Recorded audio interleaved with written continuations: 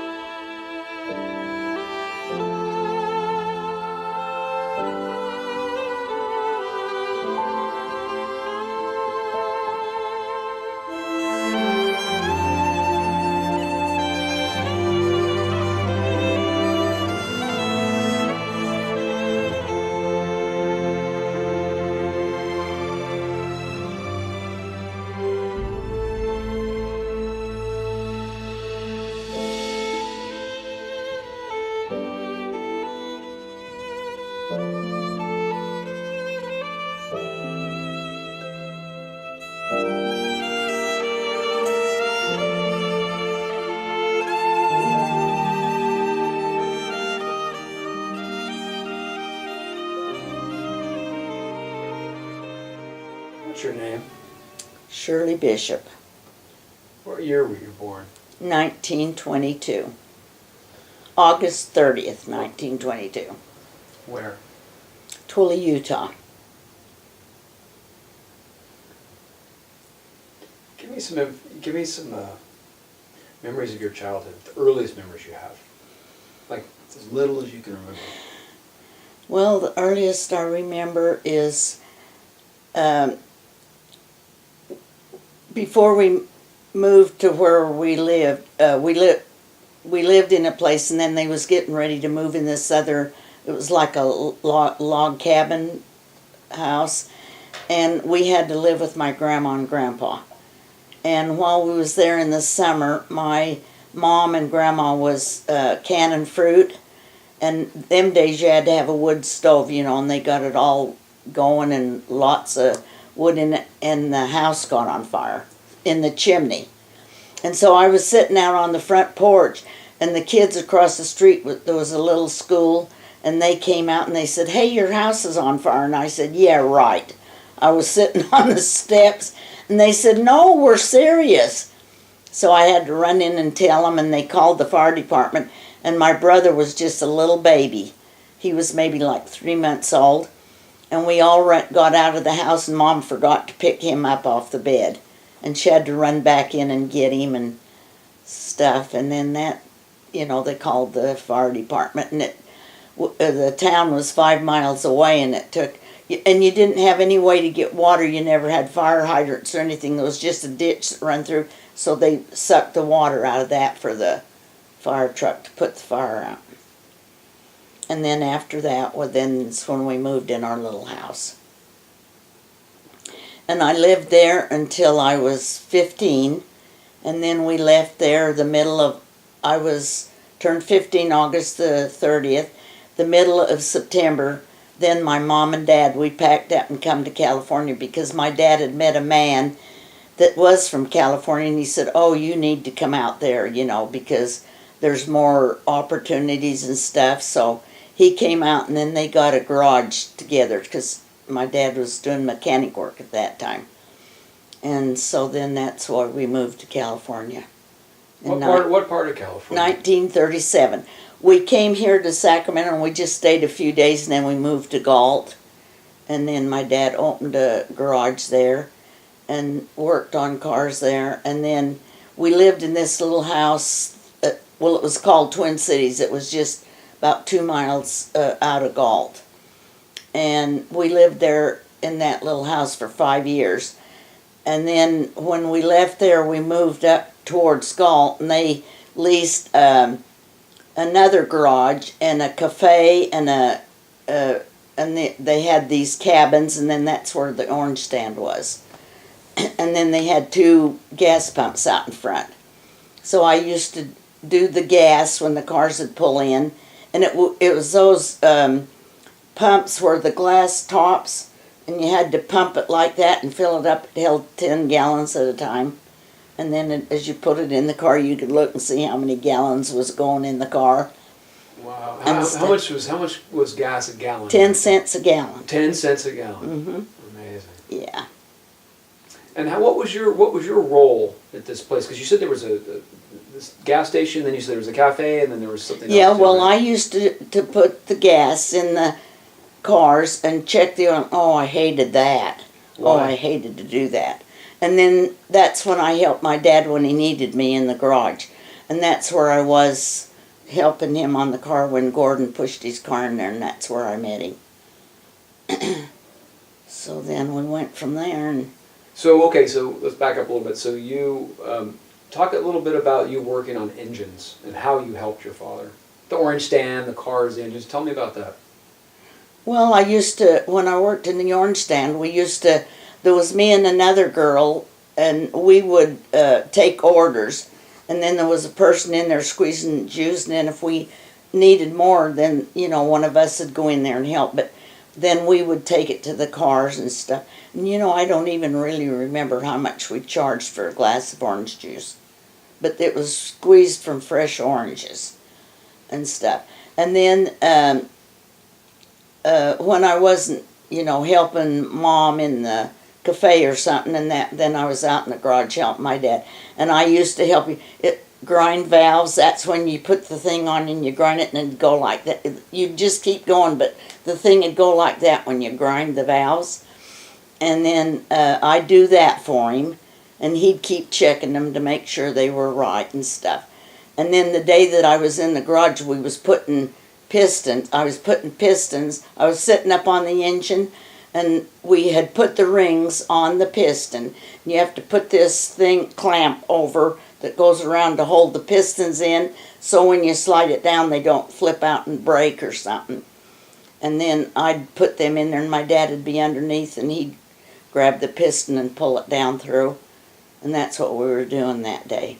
Did you enjoy working on the engines with your dad? Oh, my dad and I was just like that. We were, I helped him with stuff like that, and then we went hunting and fishing, and I used to go deer hunting with him every deer season. Him and I'd go deer hunting because Sheldon was 4 years younger than I. He was a lot smaller. Okay. So, anyway, I done all that before, before I was 19 years old when I met Gordon. And then we got married. And Tell me a bit about your relationship with your dad. I really like hearing about that. How close you were.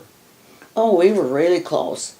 I mean, him and I, we were just buddies. I just was done everything with him.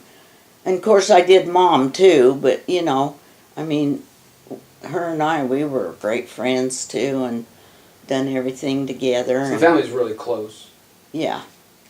Oh, we were a close family. I mean, it was so much different, the families them days, than it is now. How so? Oh, because you just was always together, and you always ate together. You always had a routine. You'd get up in the morning, you'd have your breakfast, you'd go to school, you'd come home, everybody'd eat dinner, sit down the same time at the table, and then you'd talk, and tell everybody how your day was and everything, and it was just great. Nowadays, it's just awful. What do you see the difference being? What's the biggest difference for you? The biggest difference now is cell phones and Facebook and computers and all that stuff. You just can't visit with people anymore.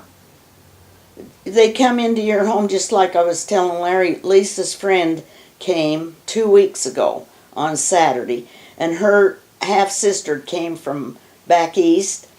She sat on that chair and slumped back. She had her cell phone in her hand. We didn't know her from Adam. We met her, and then that was it. She was on that thing the whole time she was here. She was still working it as she walked out the door when she left. And it's awful. People come and they sit down to visit, and they've got their phones. They have to keep looking at them. They don't want to miss any, thing or anything. Like it wouldn't be on there later, you know, they could pick it up, but no, they have to have it right now. It's just something awful. And then when I got married and we had our kids here, the same thing. They, you know, get up, go to school, and I'd cook all day and clean and wash and everything. Then when they come home every day at 5 o'clock, we had dinner because Gordon had to leave early in the morning. And when he got home, you know, he was hungry. And then the kids, you know how kids are when you come from school. Boy, they're starving. They need something to eat. And I'd have it ready, and we'd all sit down at the same time, eat dinner, and then get up, and then they'd do their thing. And then when they were kids, Gordon was in Scouts. He was a Scout master. And then they were all in Little League, and he was their coach. And we'd get up from dinner, and we'd, you know, go to Little League practice or games or whatever. And it was just so much fun. And then on the weekends, almost every weekend, we took them somewhere. We took them camping or fishing or something. And then later on, we bought our travel trailers. And then we traveled in all different states with Gordon's cousin and his wife. And they had trailer.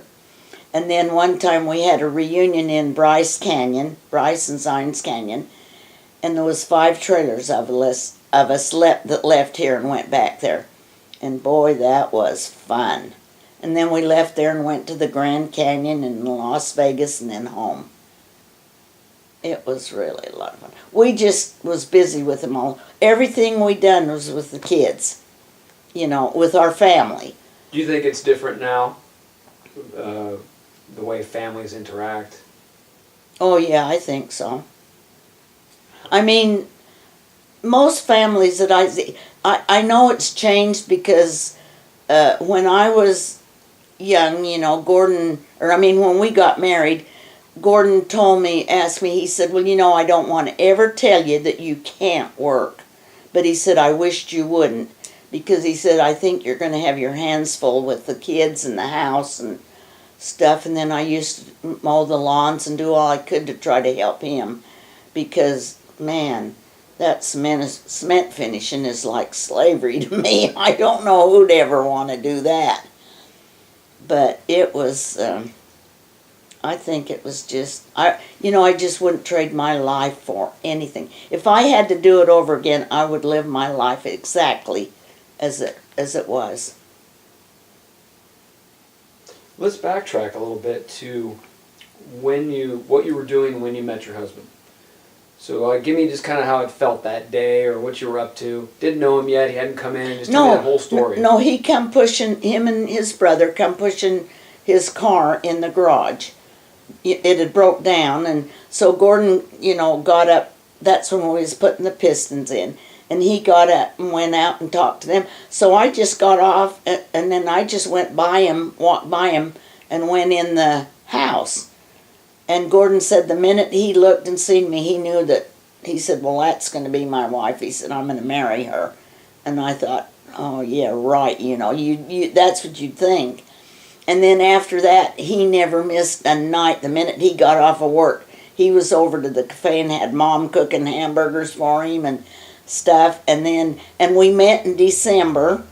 Of what and year? Then of December of 41.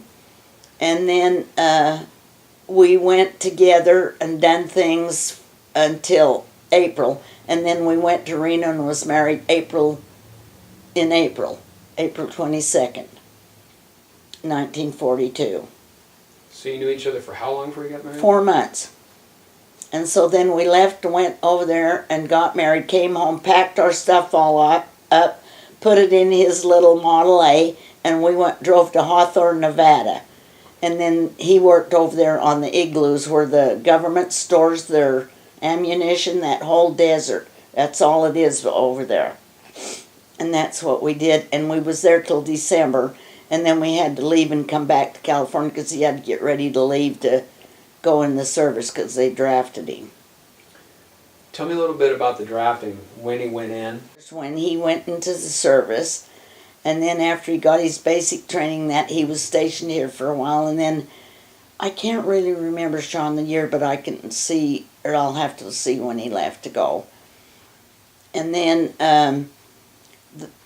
the day that his mom and I went with, his mom and dad, and I took him to the train depot when he had to leave to go in the service. And oh my gosh, he just couldn't hardly let go of us. And then when he went to walk to catch the train, he had to leave to get on the train to get going. And he kept looking back, and then he'd walk a little bit and he'd look back, and oh my gosh, when he walked in the door and disappeared, it was horrible. He just hated to leave so bad. And then he was gone. Left and went over, and he went through Hawaii and the Philippines and Australia, and then he wound up in New Guinea, and he went up all through the jungles and everything.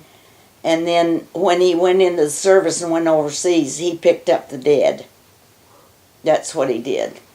He picked up the bodies, and then if they got there and they were wounded or something, they had to take care of that, because he had to go to the hospital and learn a training, to take care of them until they could get help there for him. And then he wound up in Japan after they bombed it. That's where he wound up, and that he was there until they released him and he came home from the war. What was it like when he was gone for you? Well, when he left, I was gonna get me an apartment, and my dad said, absolutely not. He said, you're not going anywhere. So he said, you're staying here till Gordon comes home.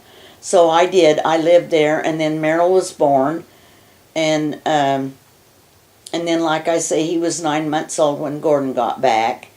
And then when he got back from the war, we had to go to Camp Beale and pick him up, and we had the ranch then. My dad had that 410-acre ranch in Galt, just this side of Liberty Road. And when Gordon got home, he just told him, he said, well, Gordon, he said, it really bothered my dad, that he had to be gone. And he told him, he said, I want you to just stay here as long as you want. Take it easy, rest. And he said, I don't want you to do anything or think about anything for about a year.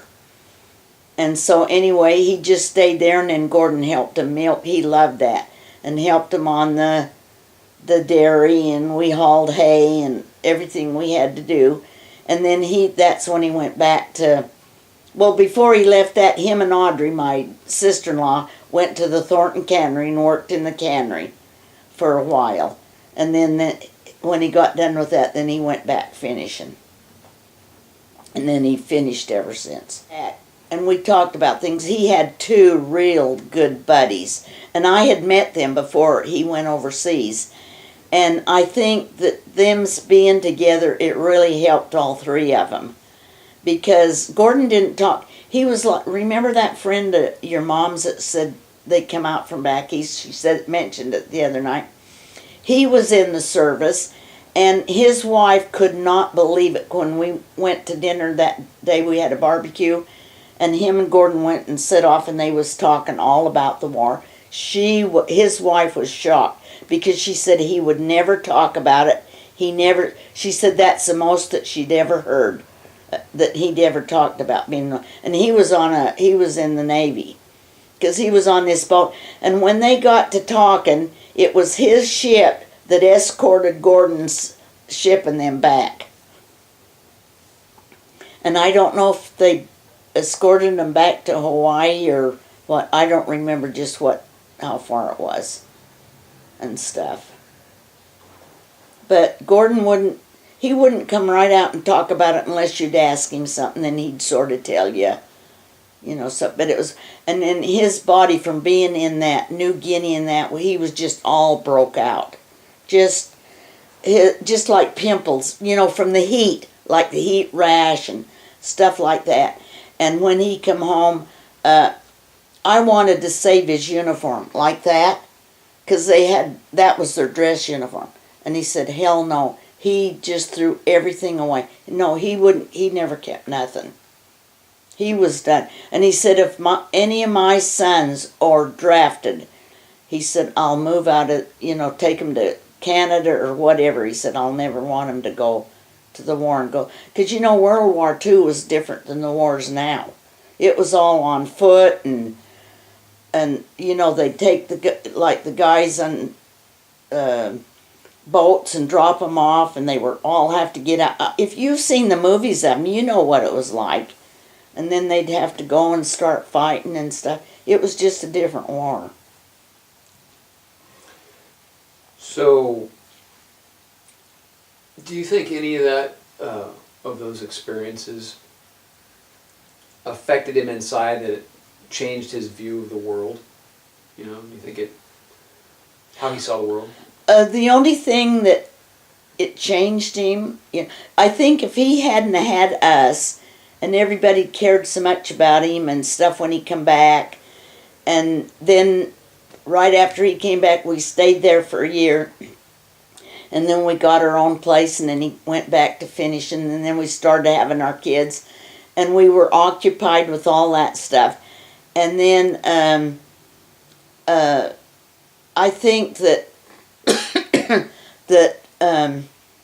that really helped him,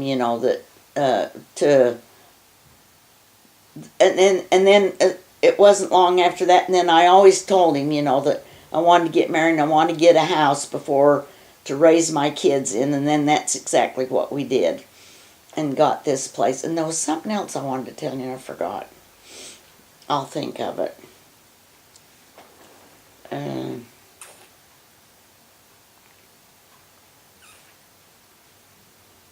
I can't remember.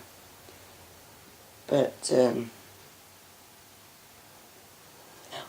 I know what it was. You asked me if he ever had anything to say about anything. The only thing when he got back, he told me, he said, well, Shirley, he said, I hope and pray that you will never ask me to go on a cruise or anything like that. He said, because he said, I'll never go over that Golden Gate Bridge, or I'll never go under it again as long as I live. He said, I never want to go back on the water, or he said, I just hope you'll never ask me that you want to, like go to Hawaii, like everybody, that's their big thing, going to Hawaii or something. And he just didn't want that. He didn't want to do that. And I said, no, that was fine with me. And so everything we done, we both loved the same thing. We was all into our kids. We camped, we fished, we done this with them. We had them involved in stuff when they were little and all that, until they got married, graduated and got married, and then they was on their own, and then they were the boss, And I was never one to say, when they met somebody, oh, I don't like you to marry her, I don't like her. No, that was their choice. That was not my business, to tell them who, if I didn't like them or if I liked them. And as luck would have it, I liked all of them, so I thought they picked, somebody pretty good.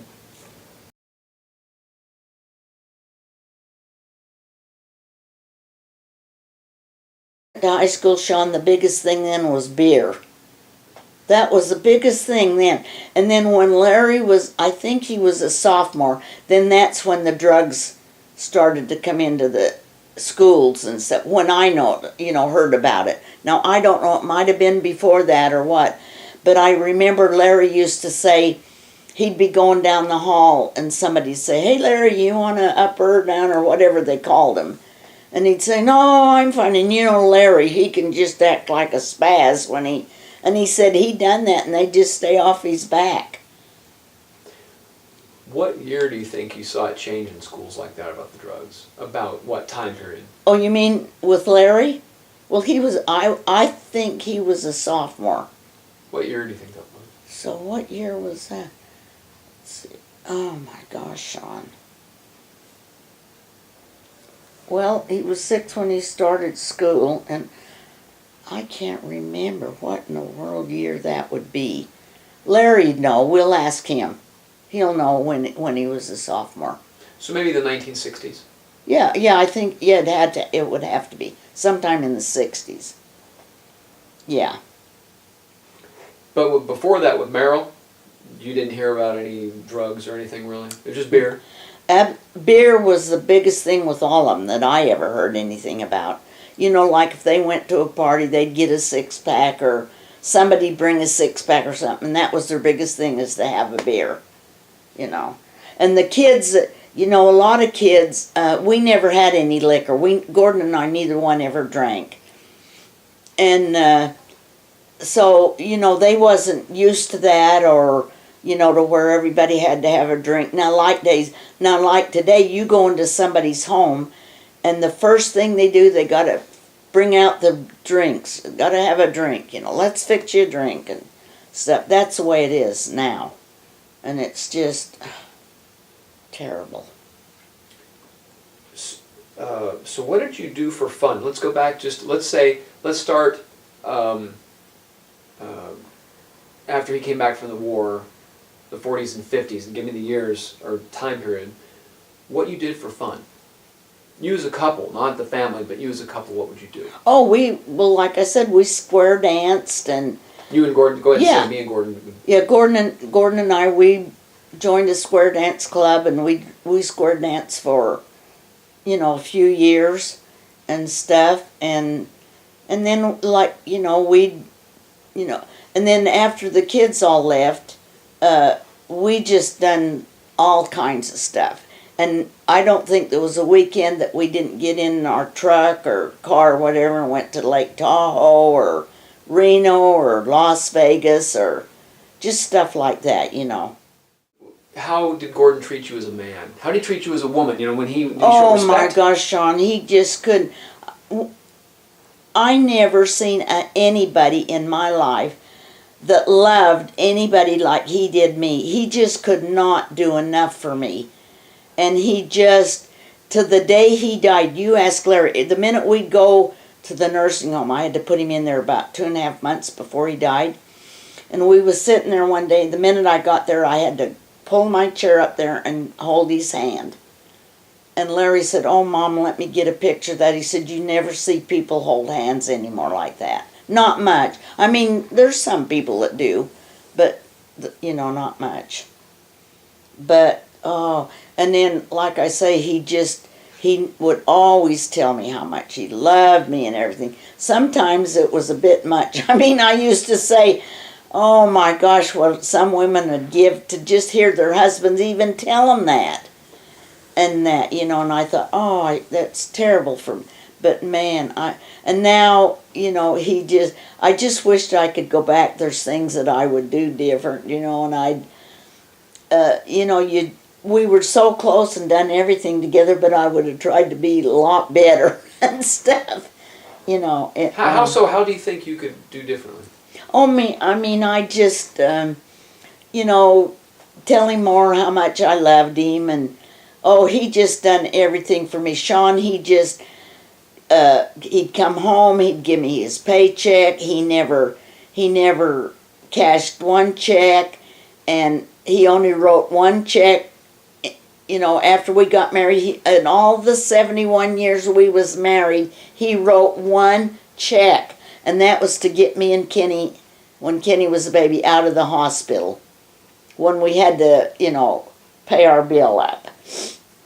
And that was it, because he always said that he didn't believe in two people having checkbooks, because most people get so screwed up because they write checks, they don't put it down, and you're just constantly trying to get your checkbook balanced and stuff. No, we never had that problem. And then, and you know, Sean, before we was married, just the 4 months when Gordon went to work, he never cashed one of his checks. As soon as he got it, he went right home and give it to his mother. And one day he come out to the ranch to get me, or out to when we was living at when we were at the service station and the cafe, and that's where I met him.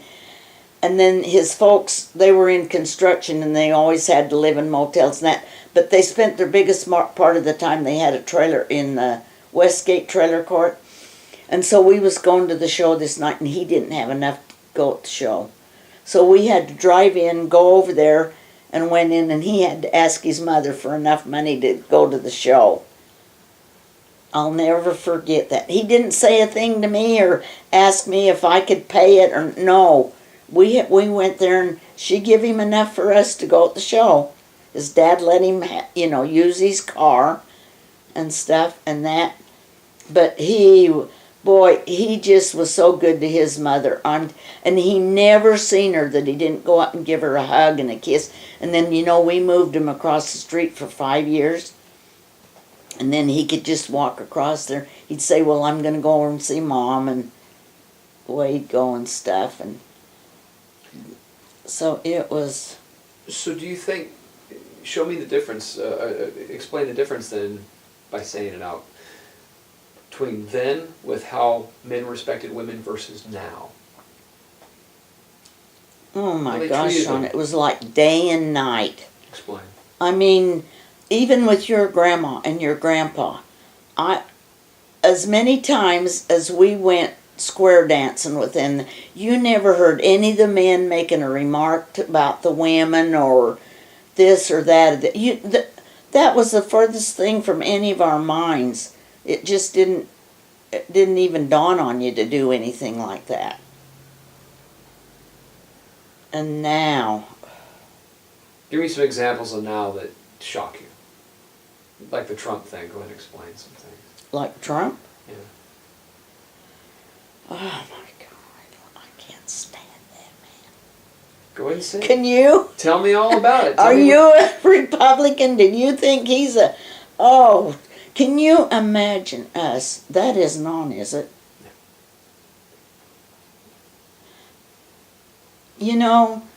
I don't know if I'm an idiot or what, but of all the things that he's done, said, the stuff that he's called people, women, big fat slobs, and called people liars, and all this and that and the other, and then he's going to be our President of the United States.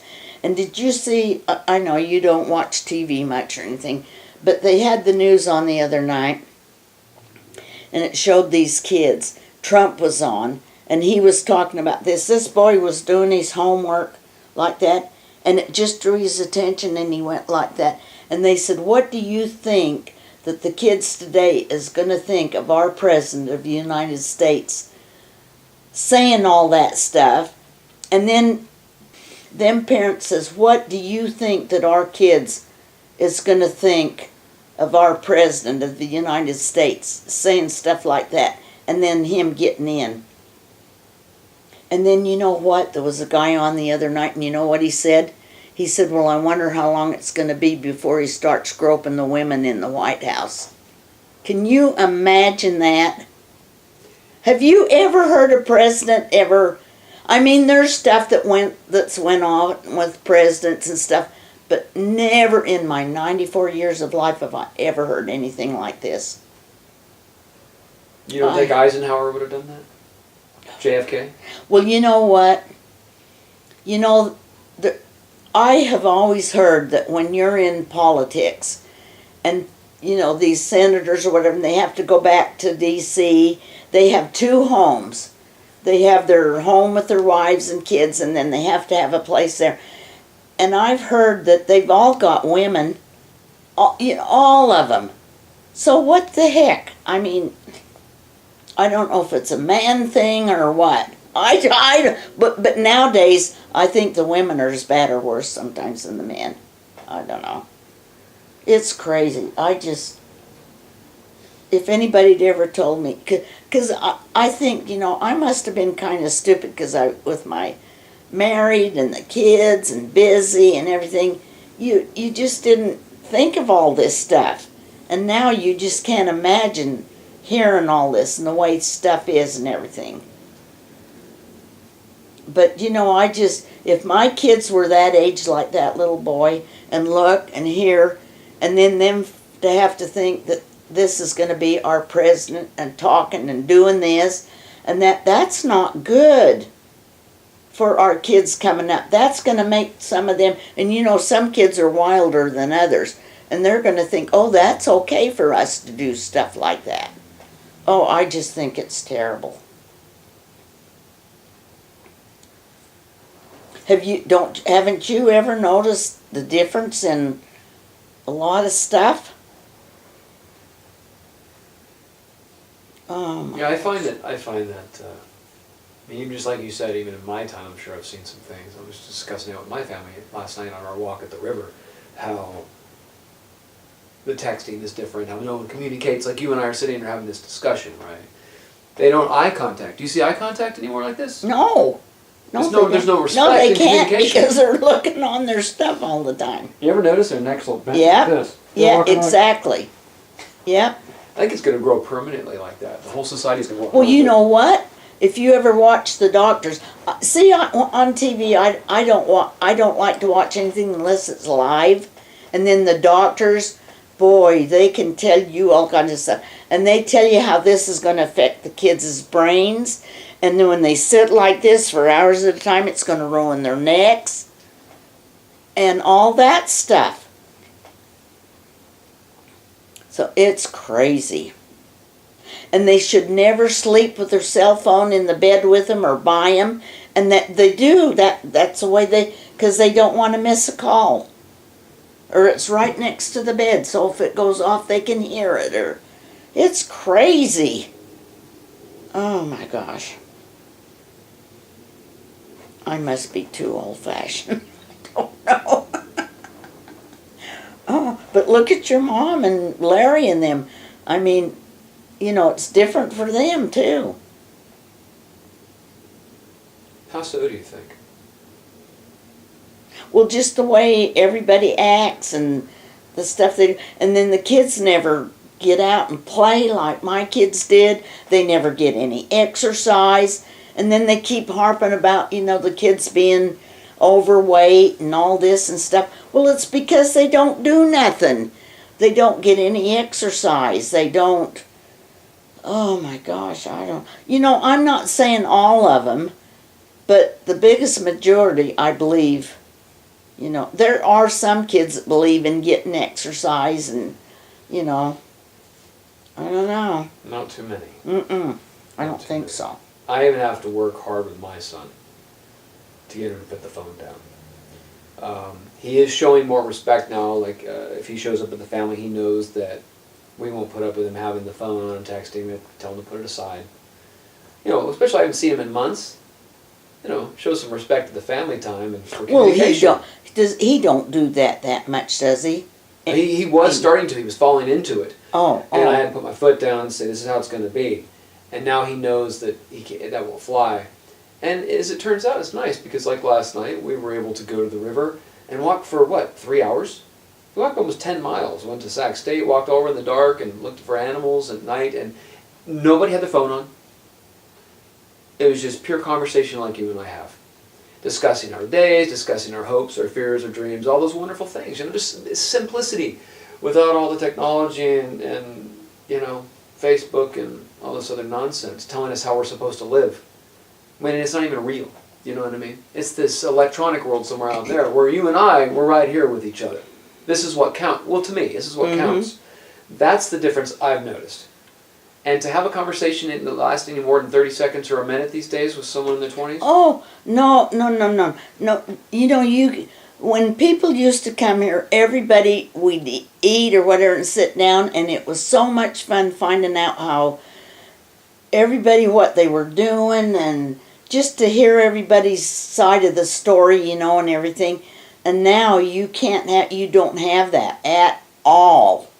I mean, it's just, you never see a person that don't come in the door that ain't got their phone in their hand or, you know, on them or something. So when it goes off, it's just like they can't wait, like the message won't still be on there, you know.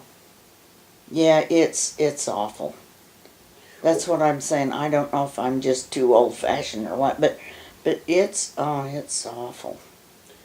What do you see I mean, if you were to be able to predict what it's going to be like in 50 years. Oh, I have. Just take a guess. Sean, I can't even imagine how much worse that it can get. What do you think that they're going to be able to invent or put out there, or something that people can buy that can do any worse than it is now? I don't know. I just can't even imagine what it would be, because it's pretty bad now. I think. I don't know about you.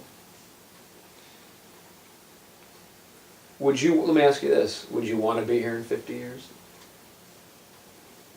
Well, I wouldn't mind being here because I would live the way that I live now. I wouldn't go into all this stuff because that isn't what I want. You know, but I just don't know if you'll even be able to associate with people in 50 years and be so tied up in all this stuff. I just don't know what it's going to be like for these families that have these kids, what it's going to be like for the kids, you know. I just don't know. Do you? What do you think it's going to be like?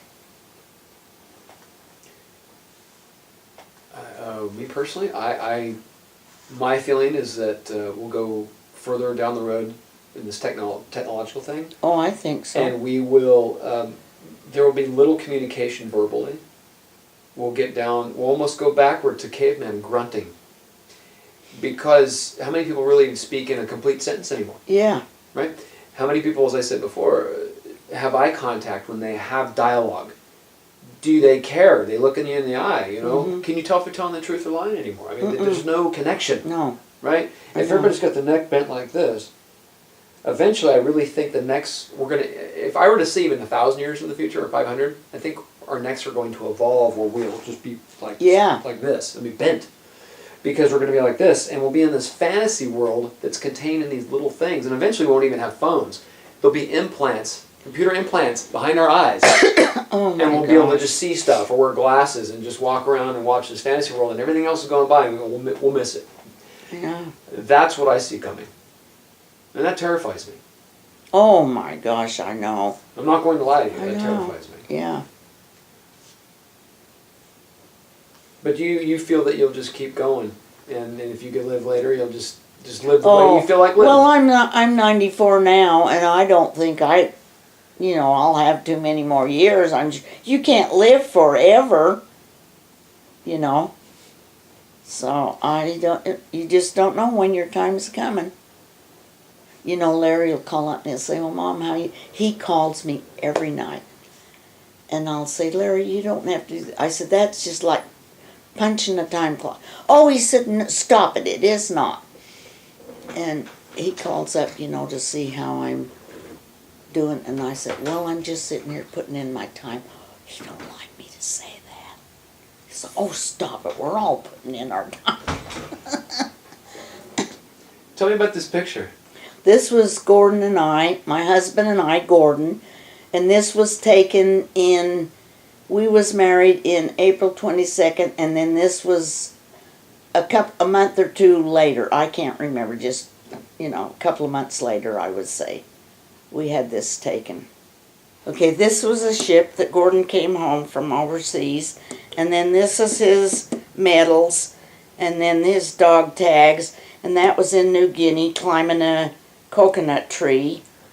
And then when we went to the cemetery that day, we got this little flag on Memorial Day and brought it home. That's when Larry put this together.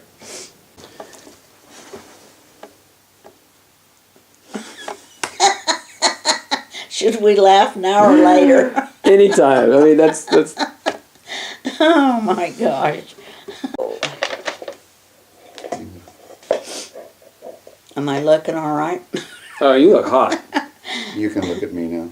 Oh, I can? Yeah. Okay.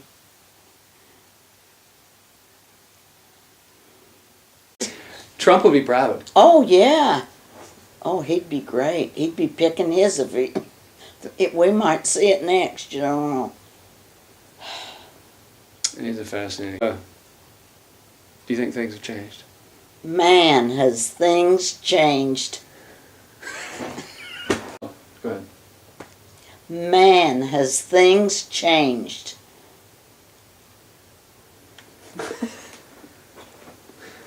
You'll never, never know how much. Now do it again. Man, Wait, things. whoops. Oops. Go ahead. Man, things has really changed.